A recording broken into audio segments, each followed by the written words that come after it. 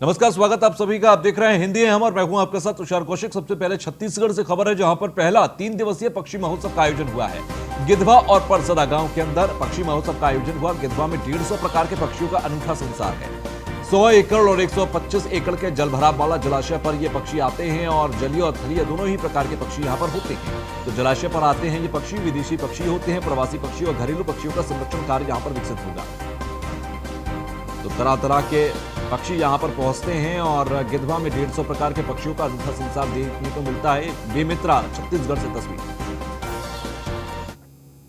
यहाँ गिधवा और परसदा में 3 दिवसीय पक्षी महोत्सव मनाया जा रहा है 31, 1 और 2 फरवरी को।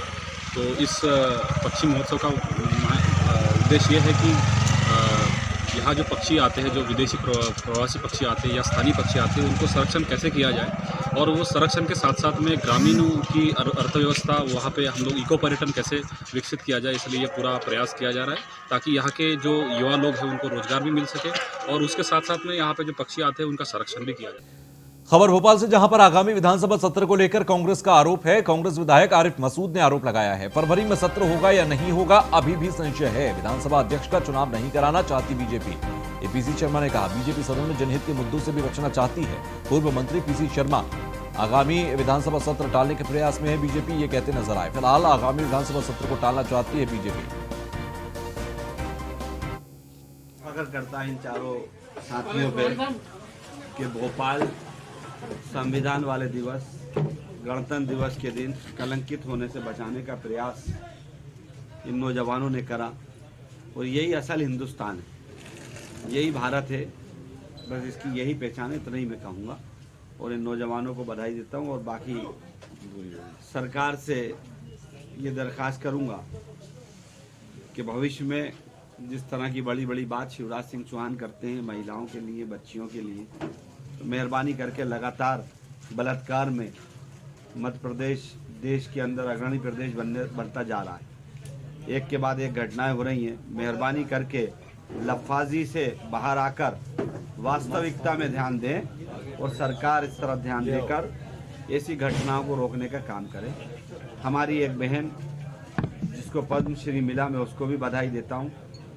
गरीब बस्ती से निकलकर भूरी बाई, जिनको पद्मश्री का अवार्ड मिला, ये एक बहुत बड़ी बधाई की। और अगर ये लोग नहीं पकड़ते तो वो भागता, बिहार का था वो लड़का युवा, भागता भी वो और हो सकता है उस लड़की की जान ले लेता, क्योंकि उसने उसके वीडियो भी बना के रखे थी, सब बात थी। तो इसलिए आज इन 3 युवाओं का एक आ नहीं पाया है, बाहर है वो, तो इन 3 युवाओं का हम यहाँ सम्मान करने जा रहे हैं। और साथ ही हमारी वानगंगा की, हमारे क्षेत्र की विधानसभा में रहने वाली झुग्गी बस्ती में भूरी बाई, इनको पद्मश्री अवार्ड मिला है। इन्होंने चित्रकला, आदिवासी चित्रकला, पेंटिंग में महारत हासिल किया है और केंद्र सरकार ने इनको पद्मश्री दिया है, तो इनका सम्मान करेंगे।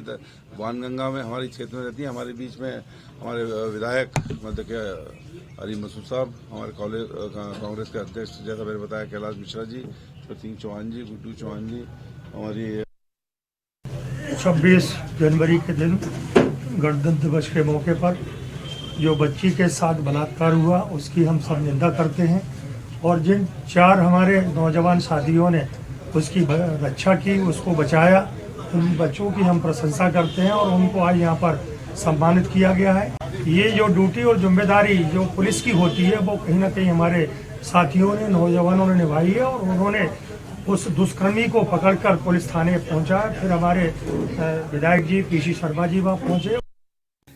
तो वहीं दिल्ली बॉर्डर पर चल रहे किसान आंदोलन को लेकर आम आदमी पार्टी विधायक गुलाब सिंह ने न्यूज वन इंडिया से खास बातचीत की। बातचीत के दौरान वो कैसे भावुक हुए, ये आप देखिए रिपोर्ट में। दिल्ली आंदोलन कई दिनों से रोमांचक स्थिति में पहुंच चुका है। इसके बारे में बात करने के लिए दिल्ली के आप विधायक और गुजरात के प्रभारी गुलाब सिंह अपने साथ जुड़ गए। गुलाब सिंह, अभी जो स्थिति हो रही है और 26 जनवरी में जो स्थिति हुई, कौन जवाबदार? देखिए, 26 जनवरी से पहले की अगर बात करें तो किसान करीबन 2 महीने से ज़्यादा का वक्त हो चुका है और कई ऐसे बातचीत के दौर सरकार और किसानों के संगठन के बीच में हुए, लेकिन सरकार टस से मस नहीं हुई। बार बार किसानों ने अपनी मांगें रखी और कोई एक मीटिंग नहीं हुई, कई मीटिंग हुई हैं कृषि मंत्री के साथ में, केंद्र के और सभी मंत्रियों के साथ में, लेकिन कहीं ना कहीं किसानों को दोयम दर्जे पे रखा गया, उनको छोटा समझा गया।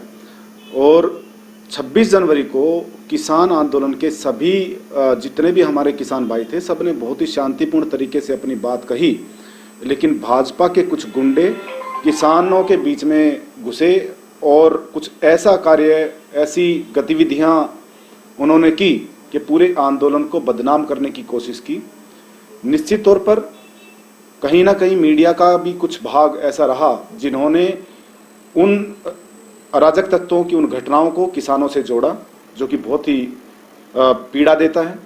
लेकिन सभी किसान भाइयों ने बहुत ही संयम के साथ, बहुत ही शांतिपूर्ण तरीके से अपनी बात रखी और उस परेड में हिस्सा लिया। ट्रैक्टर परेड उन्होंने पूरी दिल्ली के अंदर की। बीजेपी क्या कहना है? अभी हमने 10 बार बैठक की, अभी शांतिपूर्ण हम बैठक कर रहे थे, सबको आंदोलन करने का मौका भी दिया था, बस 26 जनवरी पे ये हालत हुआ, उसकी वजह से ये करना पे। क्या कहोगे उसको?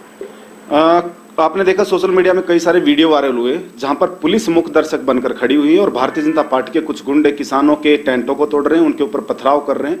ये दोहरा चरित्र नहीं चलेगा भाजपा का। भारतीय जनता पार्टी की तरफ कह रही है कि हम बातचीत करें, बातचीत क्यों कर रहे हैं जब किसानों की मांग है इस बिल को वापस लिया जाए। और उसके बाद दूसरा तरीका आप ये अपना रहे हो कि अपने गुंडे भेजकर वहां पर आप इस तरह के आप पथराव कर रहे हो, आप लाठीचार्ज करा रहे हो पुलिस से। तो कहीं ना कहीं मुझे लगता है कि इस आंदोलन को कुछ दूसरे तरीके से कुचलने की कोशिश की जा रही है, जो बिल्कुल नहीं होने देंगे। आम आदमी पार्टी पूरी तरह से किसान आंदोलन के साथ खड़ी थी, खड़ी है और खड़ी रहेगी।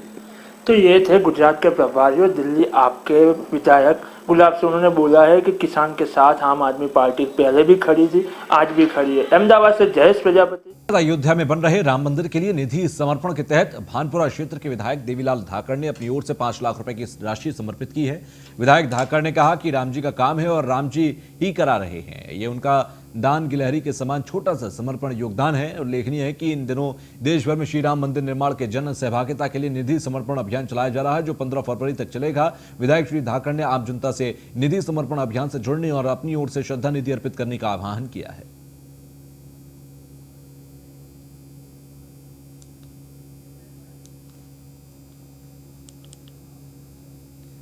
खबर झाबुआ से, जहां पर 7 वर्षीय मासूम से रेप की बाद हत्या कर दी गई। पूर्व सीएम कमलनाथ ने उठाए कानून व्यवस्था पर सवाल, ट्वीट कर प्रदेश सरकार के खिलाफ नाराजगी जताई है।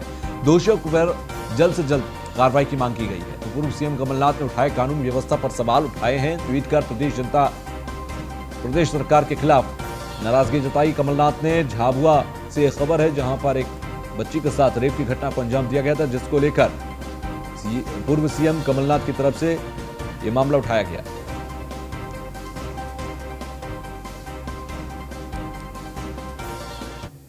तो वहीं मध्य प्रदेश के मंदसौर जिले से भानपुरा सिविल हॉस्पिटल में कोरोना वैक्सीन का क्षेत्रीय विधायक द्वारा पूजा अर्चना कर स्वागत किया गया। वैक्सीन का पहला टीका चिकित्सा अधिकारी को लगाया गया। सिविल हॉस्पिटल में 100 टीके प्रतिदिन लगाते जाते थे, तो वहीं जिनको टीके लगने थे उनका मैसेज, फोन और प्रत्यक्ष रूप से बताया गया। लोग कोरोना वैक्सीन टीका लगाने नहीं पहुंचे। भानुपुरा में पहले दिन 66 टीके लगे, दूसरे दिन 55 और तीसरे दिन टीका लगवाने वालों की संख्या और कम हो गई।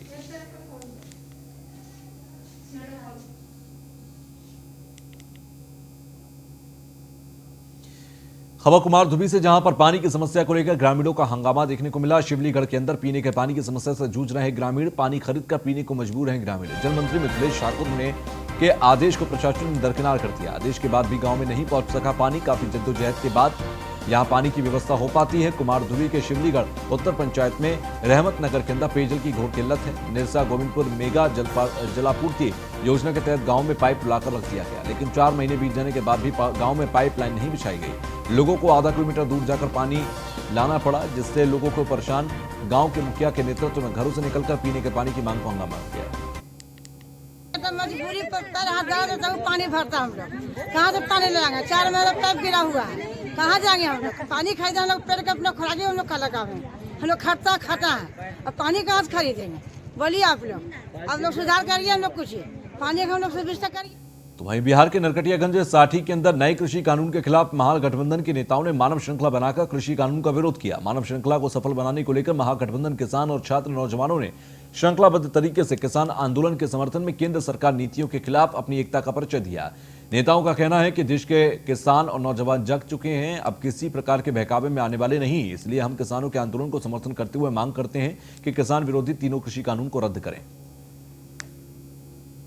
माननीय प्रतिपक्ष के नेता तेजस्वी यादव के आह्वान पर किसानों पर जो 3 काला कानून लगाया गया है उसको हटाने हेतु प्रदेश अध्यक्ष और राष्ट्रीय अध्यक्ष के आह्वान पर आज मानव श्रृंखला नरकटियागंज में बनाई गई है और हम लोग ये मांग करते हैं कि काला कानून को शीघ्र।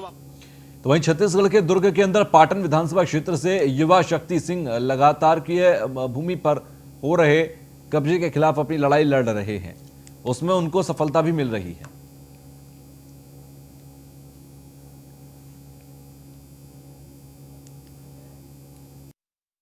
पहले यह जमीन था वो अतिक्रमण में था। ये जमीन अतिक्रमण 10 एकड़ का है। इसमें शक्ति भैया व ग्राम पंचायत बोरेंदा के माध्यम से अतिक्रमण को हटाया गया है व गांव की महिलाएं जो स्व सहायता समूह से जुड़ी हुई है उसको इस जमीन का वितरण किया गया है और समूह के माध्यम से यहाँ सब्जी का उत्पादन किया जा रहा है। क्या फायदा हो रहा है? सब्जी उत्पादन से जो है लॉकडाउन में भी घर बैठी महिलाओं को यहाँ रोजगार की उपलब्धि हुई है। तो वहीं बिहार के सुपौल के अंदर किसान आंदोलन के समर्थन में एकजुटता प्रदर्शित करने के लिए सुपौल में मानव श्रृंखला का आयोजन किया गया। शीतलहर के बीच मानव श्रृंखला में लोगों ने बढ़ चढ़कर भाग लिया। ये नजारा सदर बाजार का है, जहां लोहिया चौक, स्टेशन चौक, महावीर चौक सहित कई जगहों पर लोगों ने मानव श्रृंखला में भाग लेकर किसान आंदोलन का समर्थन किया। तो वहीं महागठबंधन के नेताओं ने भी बढ़ चढ़कर हिस्सा लिया। तीनों कृषि कानून के विरोध में किसान के समर्थन में मानव श्रृंखला है और आगे भी जारी रहेगा आंदोलन। आगे भी आंदोलन जब तक ये काला कानून वापस नहीं ले लेता है तब तक ये आंदोलन जारी रहेगा। ये अपना परिचय दें। मेरा नाम है अनुज कुमार आर्य, उर्लभ यादव, राष्ट्रीय जनता दल, जिला प्रवक्ता सुपौल। खबर दंतेवाड़ा से, जहां पर 16 नक्सलियों ने किया समर्पण। एसपी विषयक पल्लव के समक्ष आत्मसमर्पण किया। समर्पण करने वालों में 2 इनामी नक्सली शामिल। 1 लाख रुपए का 2 नक्सलियों पर इनाम भी है जिन्होंने आत्मसमर्पण किया। जय किसान।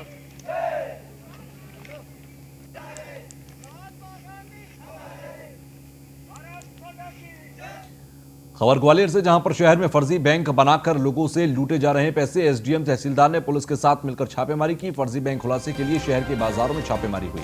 छापेमारी में पुलिस ने फर्जी बैंक का खुलासा किया। फर्जी बैंक के पास नहीं मिला आरबीआई का लाइसेंस। छानबीन के दौरान संस्था के दस्तावेज भी सही नहीं मिले। सोसाइटीज के माध्यम से चिटफंड का कारोबार होने की आशंका है।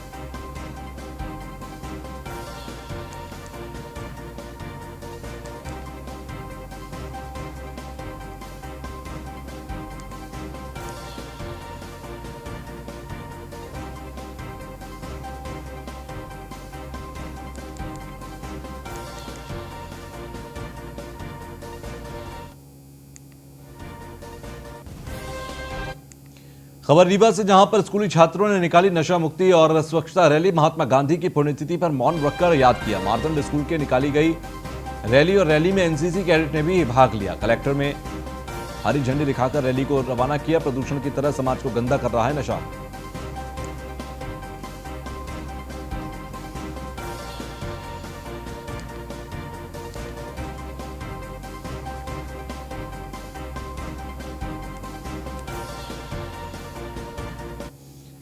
खबर दलोदा से, जहां पर पुलिस के हाथ लगी बड़ी कामयाबी। 8000 लीटर अवैध स्प्रिट से भरा टैंकर पकड़ा गया। 1 करोड़ रुपए बताई जा रही है स्प्रिट की कीमत।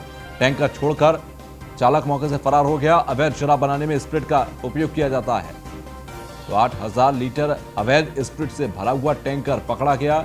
1 करोड़ रुपए इस टैंकर की कीमत बताई जा रही है। स्प्रिट की कीमत लगभग 1 करोड़ रुपए है। इस स्प्रिट के जरिए जहरीली अवैध शराब बनाने का काम किया जाता है।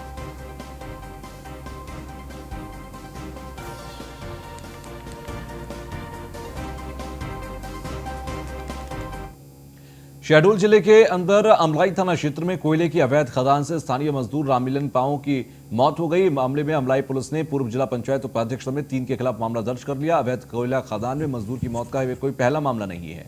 इससे पहले भी कई मजदूरों की मौत हो चुकी है। मजदूर की मौत के बाद जिला प्रशासन ने अवैध कोयला खदानों को समतल करने का निर्देश जारी कर दिया। हालांकि इससे पहले भी खदानों को समतल किया जा चुका है, लेकिन माफिया फिर इसे चालू कर देते हैं।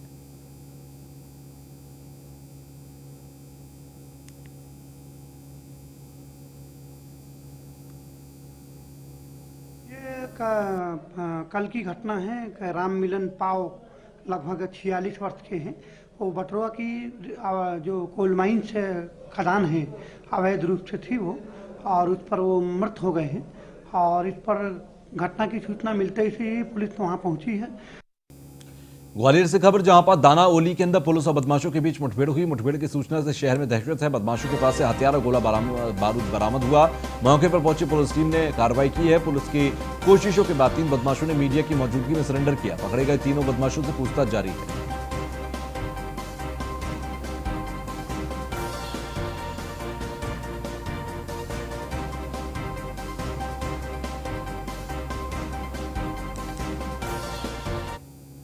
तो वहीं ग्वालियर में नर्सिंग छात्र संगठन की टीम के द्वारा चिकित्सा मंत्री का पुतला दहन किया गया, जिसमें मेडिकल यूनिवर्सिटी जबलपुर के छात्रों के जनरल प्रमोशन को लेकर बात की गई और मध्य प्रदेश सरकार को अवगत कराया गया। कोरोना काल में ना ही क्लास चली है, जिससे कि छात्र बहुत परेशान हैं। इससे जल्दी से जल्द छात्रों की समस्या का हल नहीं तो नर्सिंग छात्र संगठन छात्र हितों के लिए सड़कों पर उतरे।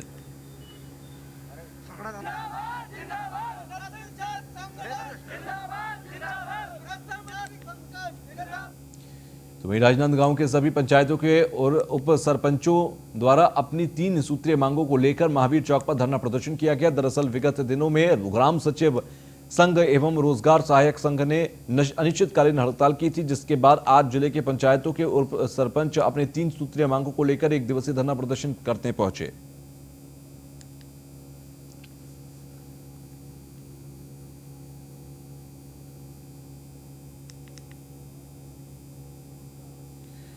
झारखंड के निरसा के अंदर झारखंड राज्य अतिरिक्त आंगनबाड़ी सेविका पोषण परामर्शी साखी कर्मचारी संघ के बैनर तले निरसा के 11 कुंड प्रखंड कार्यालय में 5 सूत्री मांगों को लेकर सेविकाओं द्वारा प्रदर्शन किया गया। आंगनबाड़ी सेविका ने कहा कि हमारी मांग है कि मानदेय बढ़ोतरी, ड्रेस कोड, बीमा सहित अन्य मांगों को लेकर प्रदर्शन किया जा रहा है। ये मानदेय बढ़ोतरी के लिए और ड्रेस कोड के लिए और बीमा के लिए और दूसरी हर चीज़ का मान होना चाहिए। हम लोग का मान वो हम लोग को चाहिए। आप लोगों को कितने दिनों से मानदेय नहीं मिला है? मानदेय तो मिल रहा है, मतलब बहुत कम मिलता है हम लोग। उसको बढ़ोतरी के लिए आप? हाँ, उसी का बढ़ोतरी। जब से हम लोग का बहाली हुआ 5 साल हो गया, पर हम लोग अभी तक कुछ नहीं बढ़ा। कुछ भी मतलब कि हम लोग को नहीं।